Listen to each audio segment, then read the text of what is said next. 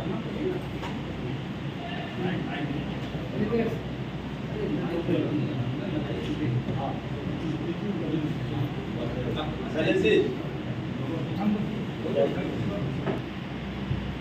लोग राष्ट्रीय जनता दल की ओर से यहाँ उपस्थित हैं और राष्ट्रीय जनता दल ने एक टीम बनाया कि कृष्णा नगर की घटना के अध्ययन के संदर्भ,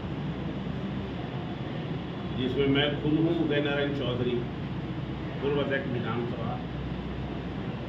मेरे बाईं ओर हैं शिवचंद्र राम जी, बिहार सरकार के पूर्व मंत्री हैं, और दाईं ओर हैं सुरेश पासवान जी, भी बिहार सरकार के पूर्व मंत्री हैं, और दो और साथी थे जो अभी नहीं आए। गया के सतीश कुमार जी थे, एमएलए मखदूमपुर से, जहानाबाद के, और गया जिला की पूर्व विधायिका समता मांझी भी थे, और यहाँ के विधायक भी थे कामराम जी। जिलाध्यक्ष हैं उदय यादव जी राजद के, सरवन जी प्रभारी हैं, ये सब लोग, सभी कार्यकर्ता, महिला लोग भी हैं। सबका नाम लेना संभव नहीं है। अभी हम लोग लौट करके आए हैं कृष्णा नगर से। हम लोगों ने जो पाया है कृष्णा नगर में कि 75 साल के आजादी के बाद भी राज्य सरकार और डबल इंजन की सरकार बार बार ये ऐलान करते रही कि भूमिहीनों और गृहहीनों को सुनिश्चित रूप से हम छत मुहैया कराएंगे, घर देंगे। और भाजपा का तो ऐलान ही था, मोदी जी का एजेंडा था कि 2022 के पहले न केवल नवादा और बिहार, देश भर के भूमिहीन और गृहहीनों को पक्का छत हम मुहैया कराएंगे। लेकिन पक्का छत तो मुहैया नहीं करा सके, लेकिन जो झोपड़ी बना के रह रहे थे लोग, उसको उजड़वाने के लिए और जलवाने के कगार पर लाके इन्होंने खड़ा कर दिया। उदाहरण के लिए मैं ये कह सकता हूं कि नवादा जिला के जिला मुख्यालय से 5 किलोमीटर की दूरी पर जो कृष्णा नगर गांव है, उस गांव में लगभग 80 परिवार, दलित 80 घर वहां रह रहे थे, और सभी दलित, गृहहीन और भूमिहीन थे। पिछले रात 2 दिन पहले कुछ लोगों ने उनके घरों को जला दिया, और जो नाम आया है अभियुक्तों का, जो जिला प्रशासन ने, पुलिस प्रशासन ने दिखाया है, वो कोई पासवान परिवार के लोग हैं, और वो भी दलित समुदाय के लोग। लेकिन लोग है, और ये लोग का एक मात्र दोषी अगर कोई है तो राज्य सरकार है दोषी, और जिला प्रशासन है दोषी। इसलिए कि वहां के लोग बराबर मांग करते रहे कि जो वहां पर जमीन है, गैर मजरूआ मालिक जमीन या बकास की जमीन जो भी है, बिहार सरकार की जमीन है, लगभग 16 एकड़ जमीन, जिस पर वो लोग रह रहे थे, और आज से नहीं 2-3 पुश्त से रहते आ रहे थे, और जो बचे हुए जमीन थे बगल में, उस पर लोग खेती करते थे। वहां के गृहहीन, भूमिहीन लोग चाहते थे कि उक्त जमीन जहां रह रहे हैं और जिस पर खेती कर रहे हैं, उसका वो बंदोबस्ती चाहते थे, बात की पर्चा चाहते थे। एक बार नहीं, दर्जनों बार उन लोगों ने अंचलाधिकारी को लिख के दिया, जिला प्रशासन को लिख के दिया कि उक्त भूमि का आवंटन किया जाए, उक्त जहां रह रहे हैं उसका बास्कित पर्चा दिया जाए। लेकिन इन लोगों को बास्कित पर्चा दिया गया और न तो बंदोबस्त ही की गई। और आज एक ऐसी स्थिति उत्पन्न हो गई और उस बीच में और मैं कह दूं कि टाइटल सूट भी चलते रहा, जिसमें दो पक्ष हो गए। उस जमीन के, जैसा कि मुझे कुछ लोगों ने बताया, उस जमीन का मालिक एब्सेंटी लैंडलॉर्ड थे, अल्पसंख्यक समुदाय के, जो 1972 के पहले कमाने के दृष्टिकोण से, काम करने के दृष्टिकोण से बाहर चले गए। कोई रमजान मियाँ या कुछ थे जिनका नाम हम भूल रहे हैं, उस तरह के व्यक्ति थे, कोई सज्जन जो चले गए।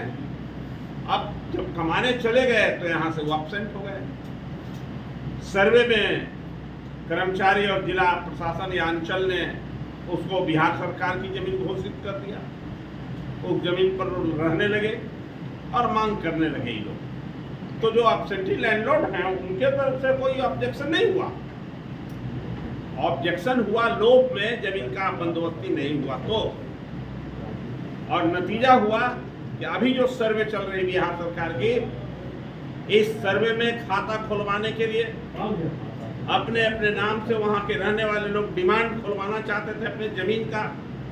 तो डिमांड खुलवाने के लिए, खाता खुलवाने के लिए अब लोगों में आपस में प्रतिस्पर्धा हो गई। और उस प्रतिस्पर्धा के डर से जो ज्यादा मजबूत था, जो दलित समुदाय का ही था लेकिन ज्यादा मजबूत था, उन लोगों ने सोचा कि अगर हम इन लोगों को हटा देते हैं तो मेरा दखल कब्जा हो जाएगा।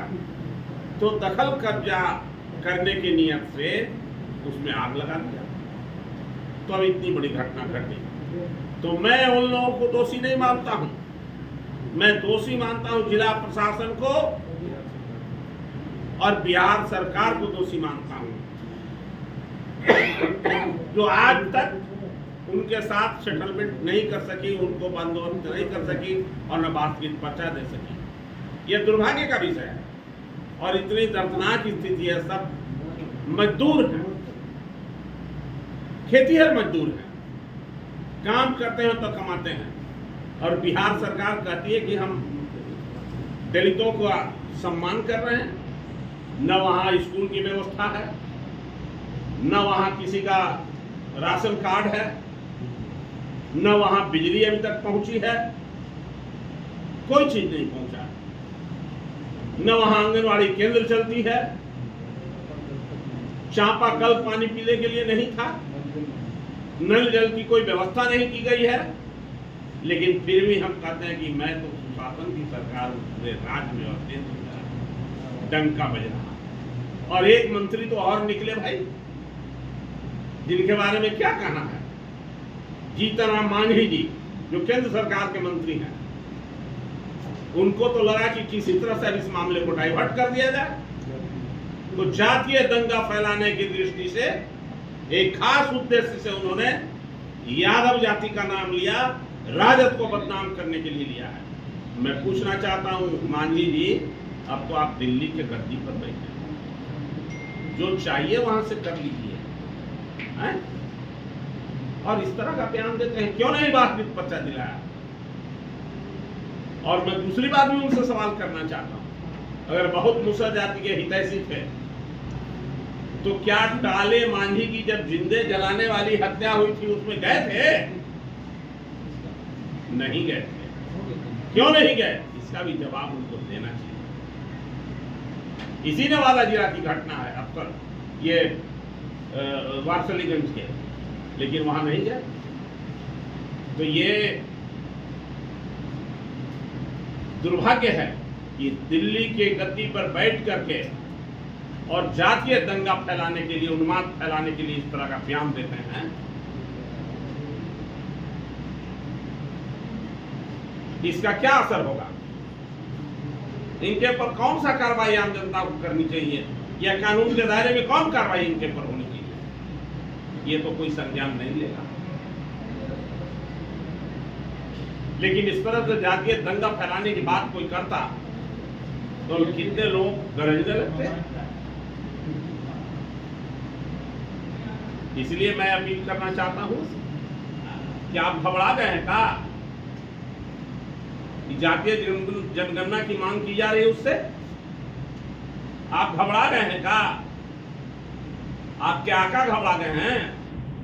क्योंकि उनके एजेंडा तो चलता है राष्ट्रीय स्वयंसेवक संघ का नागपुर से, तो उनके आका घबरा गए हैं कि जिसके जितनी आबादी उसकी उतनी भागीदारी वाले जो नारा और जिसका डिमांड कर रही है राष्ट्रीय जनता दल। इसलिए मैं कहना चाहता हूं कि आप चाहे जितना भी आरोप लगा लीजिए, दंगा फैलाने का साजिश कर लीजिए, जातीय दंगा, ये आपका सफल होने वाला नहीं है। और जिला प्रशासन बोल रहा है कि इसमें कोई जादू नहीं है, पुलिस प्रशासन, और कहते हैं 12 जो अरेस्ट हुआ उसमें 9 को ज्यादा अरेस्ट हुआ। कमाल है भाई। पुलिस आपकी है, सरकार आपकी है, राज्य में सरकार आपकी है, दिल्ली में सरकार आपकी है, फिर भी आप तथ्यों से इतना दूर रहते हैं,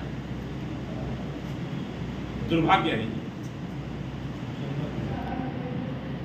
अब हमारे साथी अगल बगल में जो है कुछ बोलना चाहेंगे। सर आपसे एक सवाल है। आपने मांझी जी पे एक आरोप, मांझी जी जिस तरह यादव को बदनाम करने की है, आदमी नागरिक है, जाति नहीं। हम जात के खिलाफ उनकी बात कर रहे हैं, हम तो इंसान और इंसान की बात कर रहे हैं। अभी तक कोई नहीं आया। उनके बेटे मंत्री हैं, किनके रिमोट पे वो चल रहे हैं सर? दिल्ली में तो दूर है, पटना तक आ जाते हैं।